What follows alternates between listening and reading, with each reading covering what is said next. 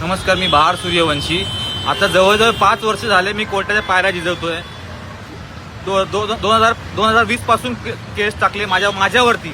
मी माझ्या बायकोला दुसऱ्याबरोबर अफेअर करताना पकडलं आणि माझ्यावरच केस टाकली उलटी की डोमेस्टिक व्हायलन्स करतोय म्हणून. स्वतः घर सोडून गेली. घर सोडताना माझ्या आईला कानाखाली मारून गेली. मला आईला बोलते की तुझ्या मुलाला सडवून मारणार. म्हणजे तेच करते ती आता. आणि तिने लग्न केलं 2019 मध्ये लग्न केलं तिने आणि इथे बाजूला राहते सर्वोदय अपार्टमेंटमध्ये. आज लोक अदालतची डेट होती तेव्हा आली नाही. आज सॉर्ट आउट करणार होते. आज सगळं मिटवणार होते जज, तर आज आलीच नाही. म्हणजे आता मी काय करणार, मी काय करू आता. पहिले बोलायची 10 लाखामध्ये मांडवली करूया, 10 लाखात तुला द्यायला रेडी झालो मी कसं करून. नंतर बोलते काय 10 लाख म्हणजे तिला कळलं माझ्याकडे 10 लाख आहेत.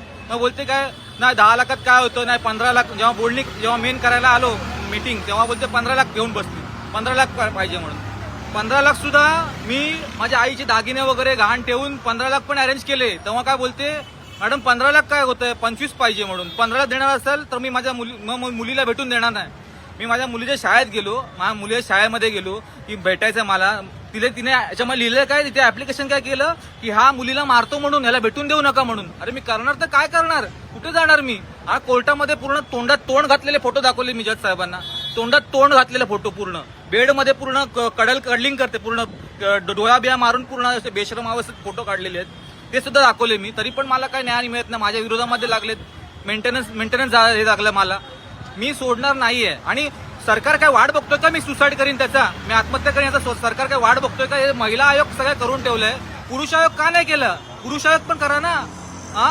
आता आम्ही जाणार कुठे, मी काय करू सांगा मला. मी काय करू. मी हार मानणार नाहीये. मी नाही हार मानणार. मी लढणार शेवटपर्यंत. कारण मी माझ्या आईसाठी लढीन. कारण मी आत्महत्या करणार नाहीये.